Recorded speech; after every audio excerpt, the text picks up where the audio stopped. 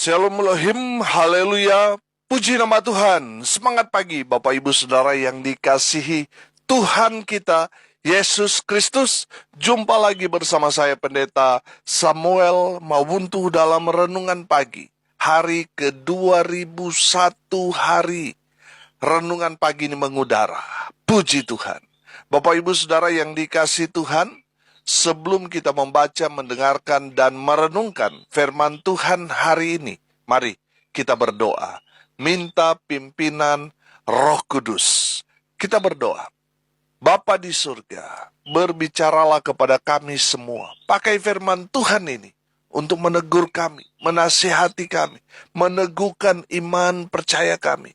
Dan biarlah firman Tuhan ini memberkati kami semua. Di dalam nama Tuhan Yesus yang adalah firman Allah yang hidup, kami berdoa. Amin. Haleluya. Bapak Ibu Saudara yang dikasihi Tuhan, bersama dengan saya kita akan belajar Alkitab. Dari kitab Kejadian sampai kitab Wahyu. Sekarang kita sudah ada di kitab yang baru, kitab Mazmur. Pasal yang pertama, ayat 1 sampai ayat 6. Di bawah perikop, jalan orang benar dan jalan orang fasik. Demikian firman Tuhan. Berbahagialah orang yang tidak berjalan menurut nasihat orang fasik, yang tidak berdiri di jalan orang berdosa, dan yang tidak duduk dalam kumpulan pencemooh. Tetapi yang kesukaannya ialah Taurat Tuhan, dan yang merenungkan Taurat itu siang dan malam. Ia seperti pohon yang ditanam di tepi aliran air, yang menghasilkan buahnya pada musimnya, dan yang tidak layu daunnya. Apa saja yang diperbuatnya berhasil. Bukan demikian orang fasik. Mereka seperti sekam yang ditiupkan angin. Sebab itu orang fasik tidak akan tahan dalam penghakiman. Begitu pula orang berdosa dalam perkumpulan orang benar. Sebab Tuhan mengenal jalan orang benar, tetapi jalan orang fasik menuju kebinasaan. Amin firman Tuhan. Haleluya. Bapak Ibu Saudara yang dikasihi Tuhan, kitab Mazmur ini disebut dalam bahasa aslinya Tehillim. Apa itu Tehillim? Tehillim itu artinya puji-pujian. Ya, kitab Mazmur itu berisi puji-pujian, puisi, dan lain sebagainya. Nah, saudara yang dikasihi Tuhan, dari kebenaran firman Tuhan ini kita belajar dari dua orang. Yang pertama, orang benar, dan kedua, orang fasik. Orang benar memang kelihatan hidupnya terasa berat karena ada banyak tantangan, pergumulan, ujian hidup yang Tuhan izinkan dialami oleh orang-orang percaya, sama seperti Ayub. Tujuannya apa? Untuk menguji kualitas iman orang percaya. Amin. Jadi kalau saudara mengalami banyak persoalan, pergumulan karena saudara beriman kepada Tuhan Yesus, saudara jangan cengeng, jangan menyerah. Hadapi itu semua dengan kepala tegak. Artinya saudara lewati semuanya. Bersama dengan Tuhan, Tuhan akan memberikan saudara kekuatan. Sehingga saudara mampu bisa melewati semua tantangan hidup yang berat itu. Saudara yang dikasihi Tuhan, tadi saya katakan, orang benar memang kelihatannya kehidupannya sulit, susah karena banyak tekanan, banyak tantangan dan sebagainya. Tetapi hidupnya pasti berbahagia. Amin. Walaupun banyak tantangan persoalan, tetapi mereka akan menjalani kehidupan itu dengan sukacita. Haleluya. Karena sumber sukacita mereka adalah Tuhan. Jadi mau suka maupun duka, mereka tetap berbahagia. Tetap sukacita di dalam Tuhan. Haleluya. Berbeda dengan orang fasik. Orang fasik kelihatannya kehidupan mereka adem-adem ayem saja, saudara. Tidak ada masalah sepertinya. Mereka bahkan banyak yang sukses, kaya, dan sejahtera serta makmur. Tapi pada akhir hidup mereka, mereka menuju kebinasaan. Bapak Ibu Saudara yang dikasihi Tuhan, kalau saya memberikan saudara satu tantangan untuk saudara memilih, yang mana yang akan saudara pilih dan jalani? Hidup sebagai orang benar, banyak tantangan, banyak persoalan, pergumulan, tetapi endingnya bahagia, diberkati, atau hidup sebagai orang fasik, semasa hidupnya tidak ada persoalan, tidak ada pergumulan, sukses, makmur, sejahtera, tetapi endingnya binasa. Yang mana saudara mau pilih? Oh Pak Pendeta, kalau bisa Pak Pendeta, makmur, sejahtera, sentosa dalam kehidupan dan endingnya terus diberkati Tuhan. Haleluya. Bapak Ibu Saudara yang dikasihi Tuhan, kita harus memilih saudara. Kita harus memilih menjadi orang benar. Betul, orang benar itu sama seperti Ayub. Dia nggak berbuat satu kesalahan, dia hidup saleh, dia hidup takut akan Tuhan, dia jujur, dia hidup dalam kekudusan. Tapi saudara lihat, tantangan pergumulan yang dia alami begitu berat. Saudara lihat endingnya, di pasal 42 kemarin kita sudah mempelajarinya. Bagaimana Tuhan memulihkan keadaan Ayub. Dan Tuhan memberkati dia 2 kali lipat. Haleluya.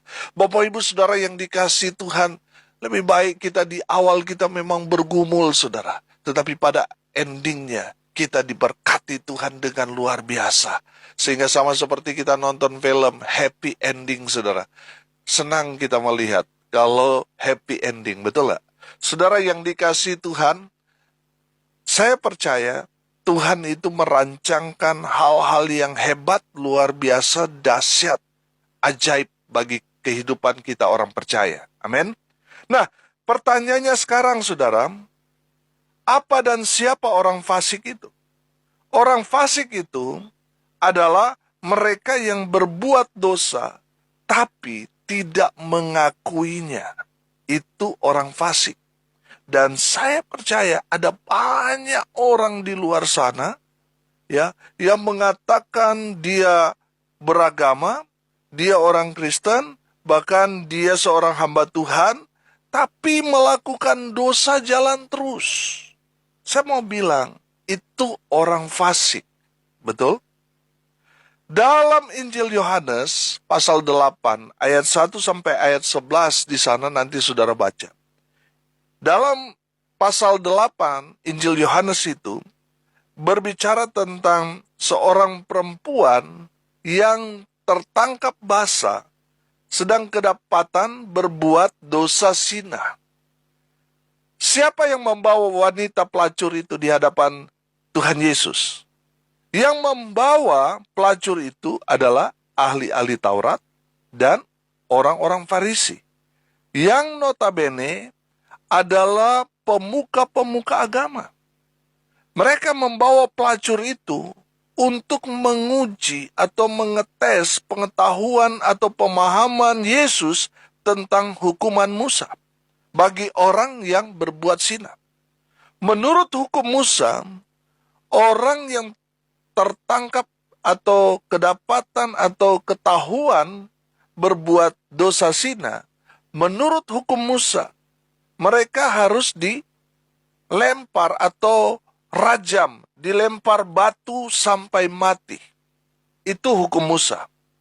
Mendengar seruan orang banyak yang mendesak supaya pelacur itu dirajam, dilempar batu sampai mati, Tuhan Yesus sejenak berdiam diri.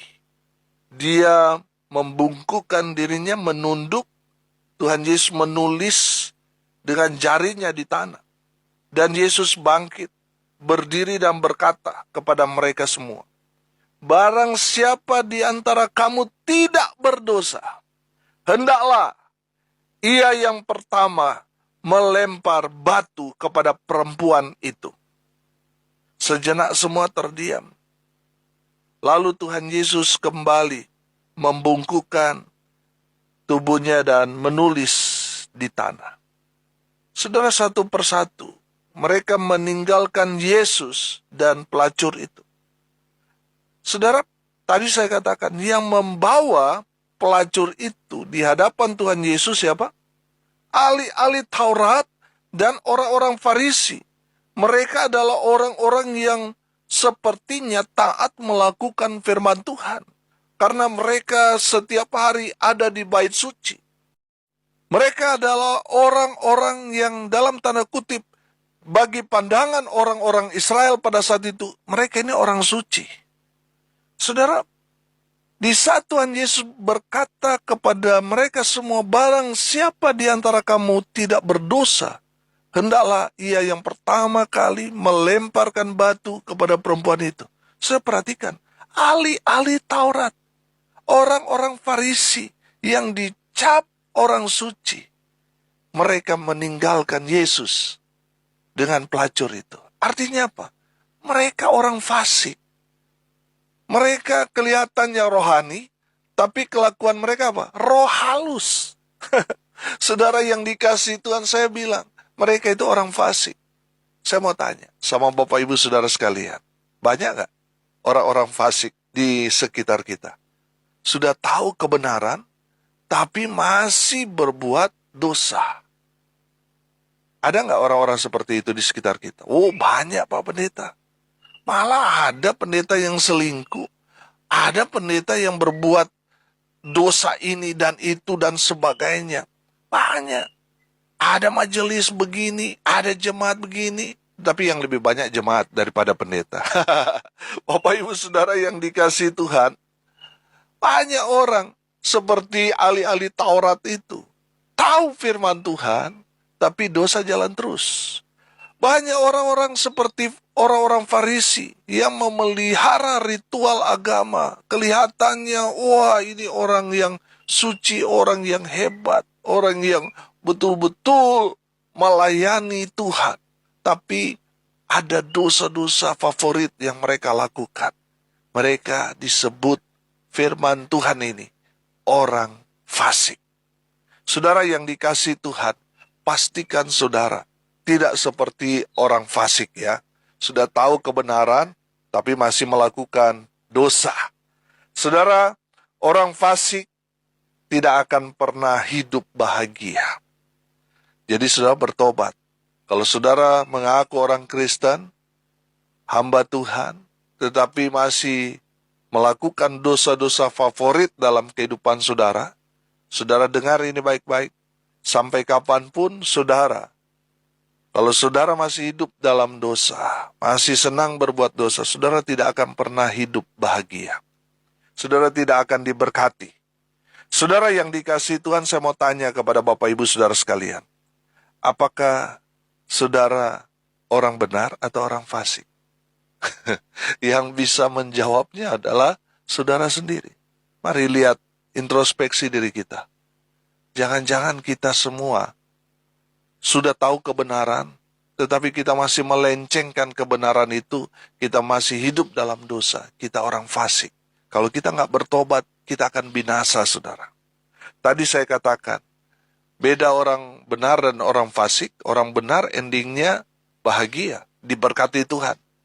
Tapi orang fasik, sekarang kelihatannya bahagia, kelihatannya ya bahagia. Jadi mereka itu, kalau hidup fasik itu biasanya mereka itu hanya pura-pura bahagia. Makanya tadi saya bilang kelihatannya bahagia, kelihatannya mereka diberkati, tapi endingnya mereka menuju kebinasaan. Saudara mau pilih yang mana? Hidup benar atau hidup fasik?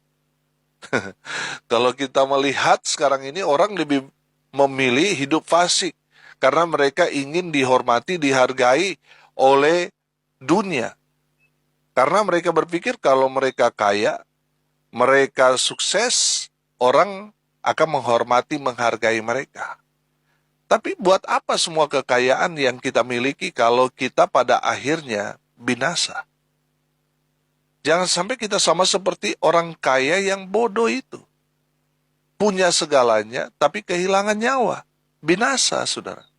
Saudara yang dikasihi Tuhan, saya percaya, saudara, walaupun kenyataan hidup kita sebagai orang percaya itu memang susah, tapi endingnya kita pasti bahagia. Amin. Diberkati Tuhan dengan luar biasa. Haleluya. Saudara yang dikasihi Tuhan, pertanyaannya sekarang, apakah saudara mau hidup berbahagia? Pasti dong. Amin. Kita semua pasti mau hidup bahagia. Karena apa, saudara? Banyak orang punya segalanya tapi tidak bahagia, saudara.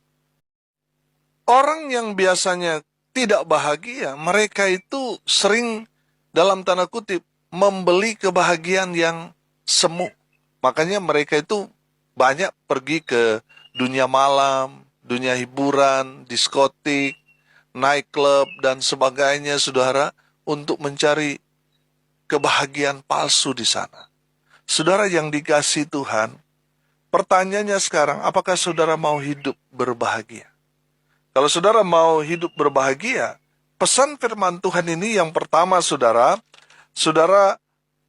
jangan mendengarkan nasihat orang fasik atau orang jahat. Jangan. Karena apa, saudara? Karena kalau saudara mendengar nasihat orang jahat itu, akhirnya saudara melakukan hal-hal yang jahat.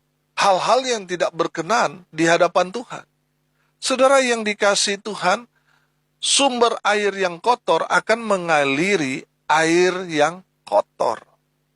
Nah, kalau yang menasihati saudara orang fasik, saudara, yang akan dia sampaikan kepada Bapak Ibu saudara sekalian adalah hal-hal yang bertentangan dengan kehendak Tuhan. Makanya jangan mendengarkan nasihat orang fasik. Saudara, saya heran, masih banyak orang yang mengaku orang Kristen, tetapi masih pergi ke peramal. Apalagi nih akhir tahun, mereka akan datang ke tukang-tukang ramal itu, saudara. Itu orang-orang fasik itu, saudara. Mereka mau tanya bagaimana hubungan percintaan mereka, bagaimana bisnis mereka, apakah lancar atau tidak nanti di tahun baru 2024 dan sebagainya, saudara. Mereka datang ke tukang ramal, dukun, dan lain sebagainya. Saya mau bilang, saudara, firman Tuhan ini katakan, jangan mendengarkan nasihat orang fasik. Kalau saudara pergi kepada mereka dan mereka memberikan nasihat yang tidak sesuai dengan firman Tuhan, saudara sendiri yang akan celaka. Jadi kalau saudara mau hidup bahagia, jangan mendengarkan nasihat orang fasik. Yang kedua, jangan bergaul dengan orang berdosa. Firman Tuhan ini katakan, yang tidak berdiri di jalan orang berdosa. Artinya, jangan bergaul dengan orang yang hidup dalam dosa.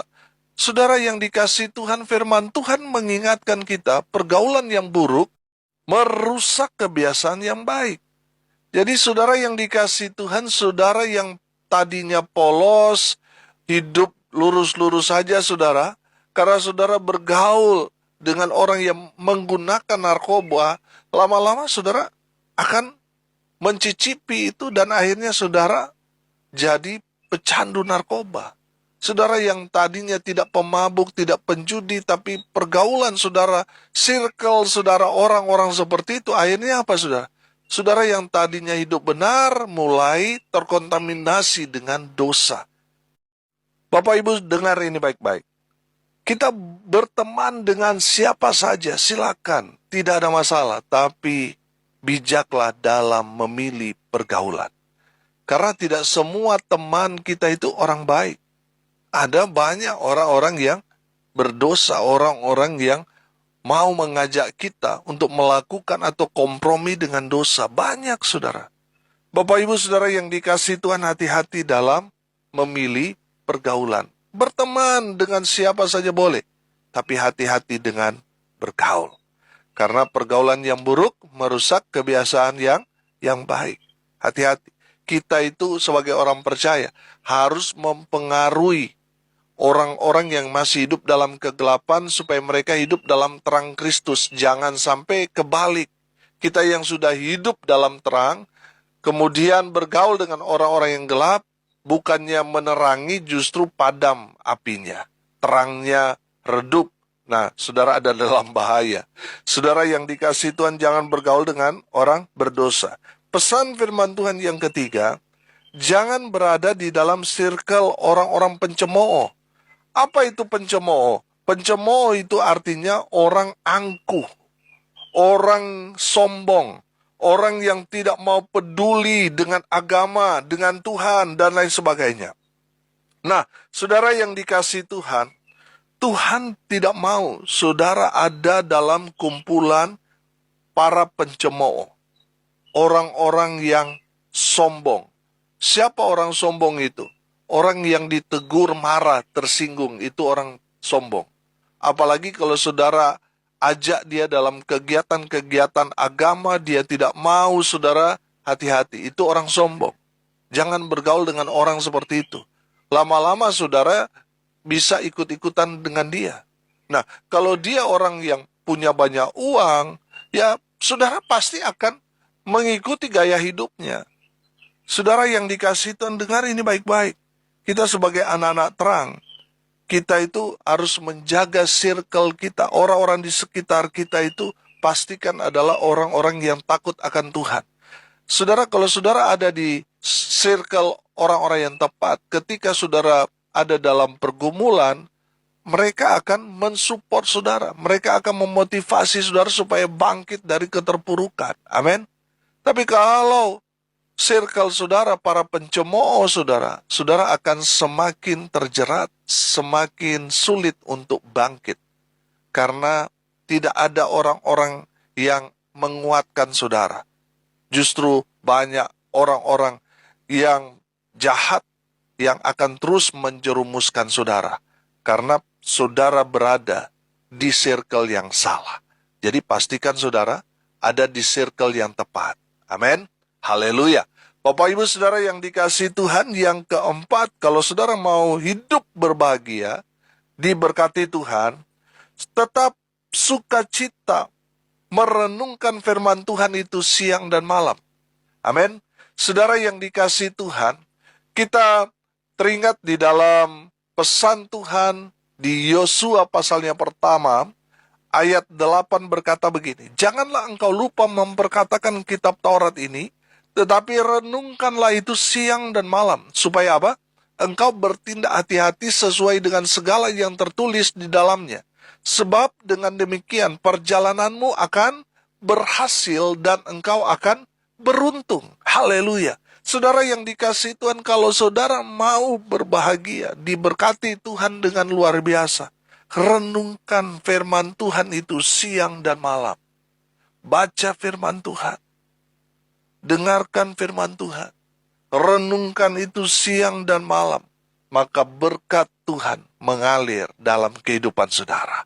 Sehingga firman Tuhan ini katakan, ia seperti pohon yang ditanam di tepi aliran air, yang menghasilkan buahnya pada musimnya, dan yang tidak layu daunnya. Apa saja yang diperbuatnya berhasil. Saya berdoa saudara sekalian, apa yang saudara kerjakan, lakukan, Tuhan buat saudara berhasil. Amin. Haleluya. Saudara yang dikasihi Tuhan, kalau saudara mau berhasil, sukacitalah dalam merenungkan firman Tuhan siang dan malam. Haleluya. Saudara yang dikasihi Tuhan, berbeda dengan orang fasik. Orang fasik ayat 4 sampai ayat 6. Bukan demikian orang fasik, mereka seperti sekam yang ditiupkan angin. Sebab itu orang fasik tidak akan tahan dalam penghakiman. Begitu pula orang berdosa dalam perkumpulan orang benar.